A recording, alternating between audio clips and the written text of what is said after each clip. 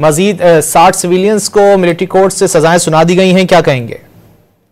बिस्मिल्लाहिर्रहमानिर्रहीम। 9 मई का जो इंसिडेंट आया था उसके अंदर बहुत सारे लोग उसके अंदर मुलव्विस थे, जिनको 2 कैटेगरीज के अंदर ट्राई किया गया। एक कैटेगरी वो है कि जो आपकी एंटी टेररिज्म एक्ट 97 के अंदर थी, और दूसरी कैटेगरी वो है कि जो पाकिस्तान आर्मी एक्ट के नीचे जिन लोगों को कस्टडी के अंदर लिया गया, और ये 103 लोग ऐसे थे जिनको पाकिस्तान आर्मी एक्ट के अंदर जो है कॉग्निजेंस लिया गया। उसमें से जो 18 लोग ऐसे थे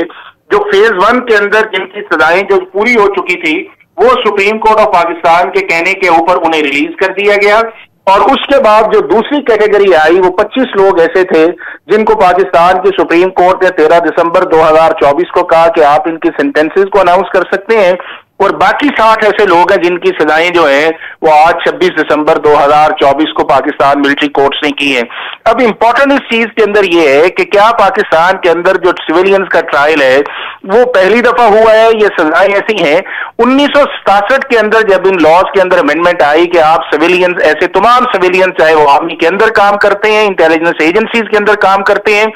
या वो रियासत के खिलाफ लड़ते हैं, आप उनको पाकिस्तान आर्मी एक्ट के 2D1 और 2D12 और सेक्शन 59(4) और ऑफिशियल सीक्रेट एक्ट के अंदर ट्राई कर सकते हैं। अब उसके बाद ये आया ये है कि 1972 से लेके अब तक जो है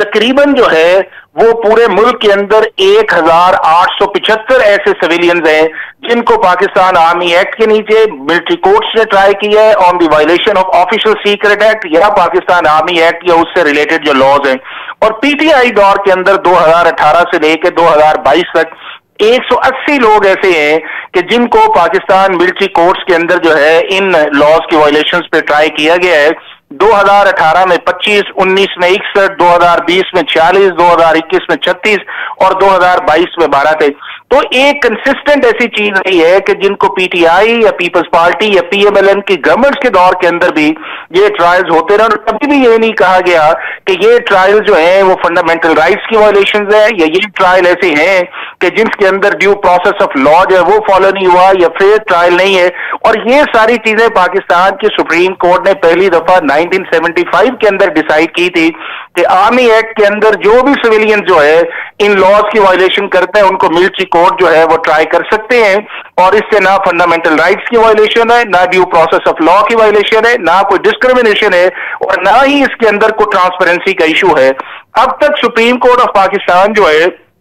उसकी जो जजमेंट्स आई हैं बुनियादी तौर पे इन इश्यूज पे जिस पे बात की जा रही है, वो पहली दफा 1975 के अंदर ब्रिगेडियर एफ.पी. अली की जजमेंट आई,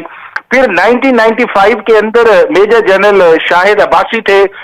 उनकी बेगम की एक शाहिदा अब्बासी की जजमेंट आई। 2007 में पाकिस्तान की सुप्रीम कोर्ट ने फिर एक फैसला किया जिसको मुश्ताक अहमद के नाम से है। फिर उसके बाद 2015 के अंदर डिस्ट्रिक्ट बार एसोसिएशन की आई, जब 21वीं आईन तरमीम को पाकिस्तान की सुप्रीम कोर्ट में इसी मिलिट्री कोर्ट्स के कॉन्टेक्स्ट में चैलेंज किया गया।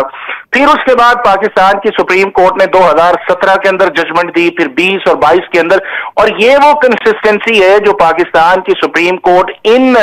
जो लॉज हैं जिनको आपका आर्टिकल 8 भी प्रोटेक्ट करता है, कॉन्स्टिट्यूशन का शेड्यूल 1 है उसके अंदर भी हिस्सा है, और कभी भी ऐसा इशू नहीं रहा कि जिसके अंदर पाकिस्तान के अंदर से पॉलिटिकल पार्टीज ने इस पे आवाज रेज की हो, या उसके बाद जो फॉरेन गवर्नमेंट से उन्होंने ये कहा हो कि पाकिस्तान के अंदर जो मिलिट्री ट्रायल्स हो रहे हैं वो इन पैरामीटर्स को पूरा नहीं करते। तो मैं ये समझता हूं कि आज के बाद जो है जो फेज 2 इसके अंदर स्टार्ट आएगा वो ये है कि इन एक्यूज को जो है वो रिमिशन का राइट भी मिलेगा, ये पार्डन के लिए भी अप्लाई कर सकते हैं, ये कोर्ट ऑफ अपील के अंदर सेक्शन 133B के भी नीचे जा सकते हैं मिलिट्री एक्ट के। उसके बाद फिर ये है हाई कोर्ट के कॉन्स्टिट्यूशनल जुरिसडिक्शन जो जुडिशियल ओवरसाइट है उसके अंदर आर्टिकल 199 के नीचे जा सकते हैं। उसके बाद पाकिस्तान की सुप्रीम कोर्ट के अंदर आर्टिकल 185 के नीचे जा सकते हैं, और आर्टिकल 188 के नीचे रिव्यू भी फाइल कर सकते हैं। तो ये वो सारे इंटरनल या एक्सटर्नल ऐसी चीजें हैं कि जिसके अंदर ये लोग जो है इसको चैलेंज कर सकते हैं या अपील के अंदर प्रोसेस के अंदर आ सकते हैं, और वो पाकिस्तान का एक्सटर्नल रेगुलर जस्टिस सिस्टम जो है उन सारी चीजों को ओवरसाइट कर रहा है। अब दूसरा इनको ये है कि ये अब शिफ्ट हो गए हैं जो आपकी ऑर्डिनरी जेल्स के अंदर है या अपने जो रिलेटिव्स हैं उन्हें मिल सकेंगे। उसके बाद इनकी एक्सेस आएगी और वो जो अगला फेज 2 प्रोसेस है वो शुरू होगा। तो मैं ये समझता हूं कि वो एक ऐसी कंटिन्यूटी थी जो 9 मई के अंदर थी, और पाकिस्तान की सुप्रीम कोर्ट ने 23 अक्टूबर को एक 62 साल पुरानी जो रिट्रोस्पेक्टिवली उन अमेंडमेंट्स को स्ट्राइक डाउन किया था, जिसको अब पाकिस्तान का जो सुप्रीम कोर्ट का एपेलेट बेंच है उसने 13 दिसंबर 2023 को सस्पेंड किया। अब वो चीजें जो अपील स्टेज के अंदर हैं, और ये भी आज की सजाएं जो हैं ये subject to final decision of supreme court है। तो मैं ये समझता हूं कि जनवरी के अंदर सुप्रीम कोर्ट ने ये केस टेंटेटिवली फिक्स किया हुआ है, और वंस फॉर ऑल ये फैसला हो जाएगा 7 मेंबर्स बेंच का कि क्या पाकिस्तान के अंदर किन सूरतों के अंदर किन कैटेगरीज को, सिविलियंस को आप पाकिस्तान आर्मी एक्ट के अंदर जो है वो ट्राई कर सकते हैं। और अब तक का आपका जो लॉ ऑफ द लैंड है या आपकी कॉन्स्टिट्यूशन है वो पाकिस्तान मिलिट्री कोर्ट्स को अलाउ करता है कि ऐसे सिविलियन जो पाकिस्तान मिलिट्री एक्ट का या ऑफिशियल सीक्रेट एक्ट का वायलेट करते हैं उनको आप पाकिस्तान की मिलिट्री कोर्ट्स के अंदर ट्राई कर सकते हैं, और उनकी कन्विक्शन जो है वो बाद के अंदर अपील की सूरत के अंदर जो है मिलिट्री कोर्ट्स के अंदर जो कोर्ट ऑफ अपील है या हाई कोर्ट या सुप्रीम कोर्ट ऑफ पाकिस्तान के अंदर चैलेंज कर सकते हैं। और टू दी एक्सटेंट देखा जाए तो पाकिस्तान के जो मिलिट्री कोर्ट्स हैं उनकी रैंकिंग जो है वो दुनिया में 7वें नंबर पे है। और अभी भी जब कुलभूषण वाला मामला इंटरनेशनल कोर्ट ऑफ जस्टिस के अंदर गया था तो उन्होंने भी उस ट्रायल को जो था वो वैलिडेट ही रखा था, सिर्फ राइट ऑफ अपील पे बात की थी। तो इंटरनली एक्सटर्नली जो है इंटरनेशनल लॉ के अंदर और पाकिस्तान के कॉन्स्टिट्यूशन के अंदर ये एक सेटल प्रोपोजिशन है कि हर वो शख्स जो पाकिस्तान आर्मी का रेगुलर एम्प्लॉय नहीं है, अगर वो कोई कमीशन ऑफ ऑफेंस करता है under the army act, Pakistan की रियासत के खिलाफ, पाकिस्तान की रियासत के खिलाफ लड़ता है,